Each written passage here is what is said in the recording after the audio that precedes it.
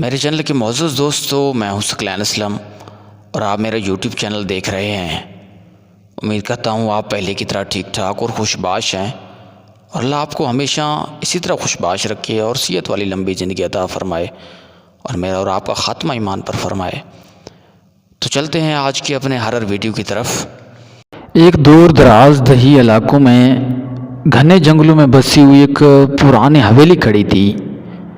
اس کی شان اب نظری انداز کے سائے میں دھندلی پڑی تھی۔ اس کے بارے میں افواہ پھیلی ہوئی تھی کہ وہ پریشان ہے۔ مقامی لوگوں نے اس سے پرہیز کیا، جو اس کی دیواروں کے اندر خوفناک واقعات کی کہانیاں سناتے تھے۔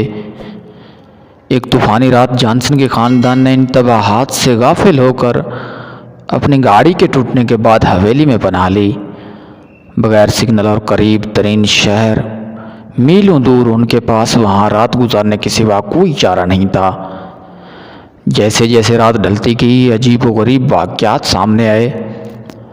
دروازے خود ہی گھل گئے، خالی راہداریوں میں سرگوشیاں گونجنے لگیں اور موم بتی کے مدھم روشنی میں سائے رقص کر رہے تھے۔ خاندان کے ہر فرد نے پریشان کن واقعات کو اپنے اعصاب سے منسوب کرتے ہوئے ان کو ختم کر دیا۔ لیکن جیسے ہی آدھی رات قریب آئی، ان کی سب سے چھوٹی بیٹی ایملی بغیر کسی نشان کے غائب ہو گئی۔ گھر والوں کو گھبراہٹ نے اپنی لپیٹ میں لے لیا۔ جب وہ بے دلی سے تلاش کر رہے تھے، ان کی چیخیں باہر کی تیز ہوا سے ڈوب گئیں۔ یوں لگتا تھا جیسے حویلی اس کا سارا نگل گئی ہو۔ اندھیرے میں تنہا ایملی نے خود کو بھولے ہوئے کمروں اور پوشیدہ راستوں کی بھول بھالیوں میں پایا۔ ہوا خوف سے گھنی ہو گئی جب وہ ایک المناک ماضی کے اثار سے ٹھوکر کھا رہی تھی۔ دھندلی تصویریں، پھٹے ہوئے جرائد اور دیواروں میں کھدی ہوئی خفیہ علامتیں۔ اسی اثناء اس کے خاندان کی بے تکی تلاش نے انہیں حویلی کے دل کی گہرائیوں تک پہنچا دیا، جہاں انہیں ان کے تصور سے باہر ہولناکیوں کا سامنا کرنا پڑا۔ ان کے سامنے بھوتوں کی صورتیں ظاہر ہوئیں، ان کی غمزدہ آہیں خالی حالوں میں گونج رہی تھیں۔